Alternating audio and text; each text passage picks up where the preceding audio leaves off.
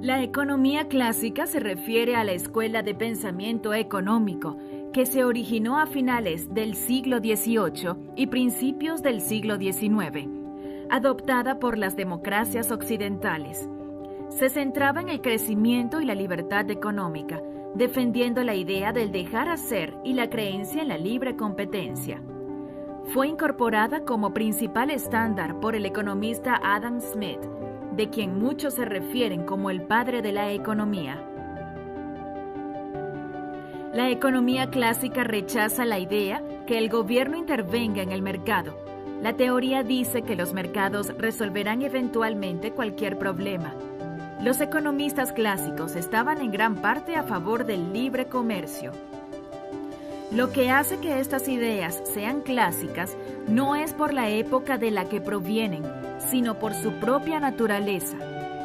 Son principios clásicos porque son tan básicos y fundamentales que son atemporales. En este momento, los economistas clásicos argumentaban que la gente producía, naturalmente, las cosas que otros querían, de la manera más eficiente posible, siempre que tuvieran el entorno adecuado. Impuestos bajos, mercados libres, protección de la propiedad privada y un ambiente de precios estables. Origen. Antes del surgimiento de la economía clásica, la mayoría de las economías estaban bajo el control de algún tipo de monarca. Bajo estos sistemas, la economía estaba estrictamente controlada por el Estado, razón por la cual se les conocía como sistemas de mando y control. Si el rey decidía aumentar sus impuestos, no había nadie que pudiera quejarse realmente. La economía clásica es lo opuesto a los sistemas de mando y control, estando asociada plenamente con la libertad. Revolución industrial.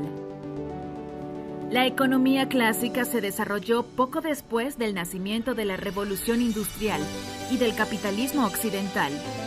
Los economistas clásicos brindaron los mejores intentos iniciales de explicar el funcionamiento interno del capitalismo. Los economistas clásicos desarrollaron muchas de las teorías económicas fundamentales, como las del valor, distribución, oferta y demanda. Casi todos rechazaban la interferencia del gobierno en los intercambios del mercado, prefiriendo una estrategia de mercado más flexible, conocida como laissez-faire. Punto de comienzo. En general, se cree que el libro La riqueza de las naciones de Adam Smith, publicado en 1776, marcó el comienzo de la economía clásica. El argumento subyacente en el libro de Smith era que la renta nacional era la base para calcular su riqueza y no el oro guardado en las bóvedas. Esta renta se basaba en el trabajo de sus habitantes, coordinada eficientemente por la división del trabajo y el uso de las reservas de capital. Los economistas clásicos no tenían unidad en sus puntos de vista ni en su comprensión del mercado, aunque en la mayor parte de la literatura clásica había temas comunes. La mayoría de ellos favorecía la libertad de mercado y la libre competencia entre trabajadores y empresas. Querían apartarse de las estructuras sociales basadas en clases, apoyando en su lugar las meritocracias. Características de la economía clásica. Libertad. La libertad constituye el fundamento principal de los principios económicos clásicos. Cuando las personas y los mercados no se encuentran cohibidos por las costosas intervenciones gubernamentales, ellos avanzan, y cuando lo hacen, también prosperan las naciones. Causa del desempleo. Los economistas clásicos sostienen que el desempleo es causado por factores que tienen que ver con la oferta, ya sea por el salario real, fricciones y otros factores estructurales. No le dan importancia al papel que pudiera tener una demanda deficiente como causa del desempleo. Oferta agregada a largo plazo. La economía clásica considera que la oferta agregada a largo plazo no es elástica. Propone que el Producto Interno Bruto viene definido por diferentes factores que forman parte de la oferta, tales como el nivel de capital y de inversión, la productividad del trabajo, entre otros. Los economistas clásicos sugieren que un incremento en la demanda agregada mayor que la oferta solo causará inflación y no aumentará el PIB real. Salarios y precios.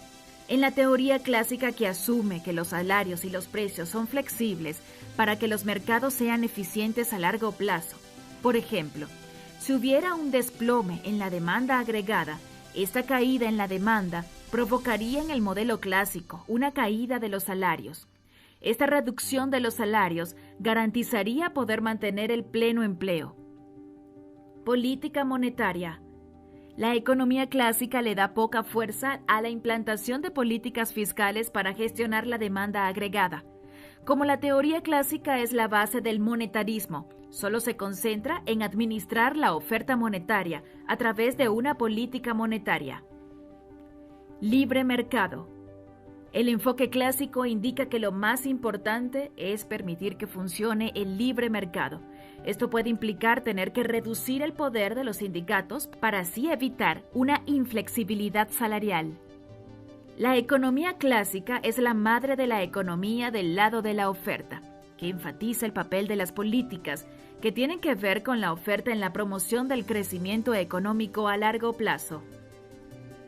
Autores representativos de la economía clásica. Adam Smith. Fue un importante economista del siglo XVIII, nacido en Escocia.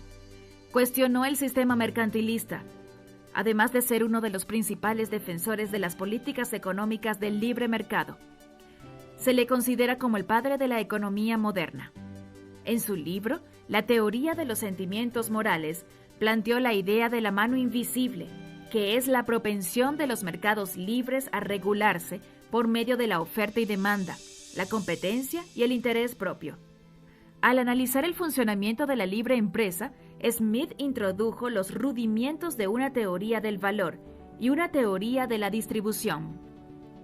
David Ricardo amplió las ideas de Smith en el libro Principios de Economía Política y Tributación, 1817. En su teoría del valor, resaltó que el precio de los bienes producidos en condiciones competitivas tiende a ser proporcional a los costos laborales incurridos para producirlos, pero en periodos cortos el precio depende de la oferta y demanda. Para la economía clásica, esa idea se hizo esencial.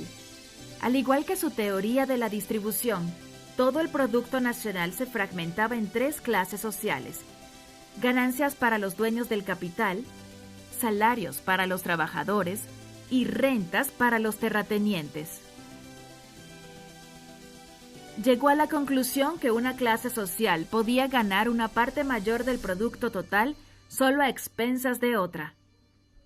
John Stuart Mill. Las teorías ricardianas fueron reformuladas por Mill en Principios de Economía Política en 1848. Un tratado que marcó la culminación de la economía clásica. El trabajo de Mill relacionó los principios económicos abstractos con las condiciones sociales del mundo real, otorgando nueva autoridad a los conceptos económicos.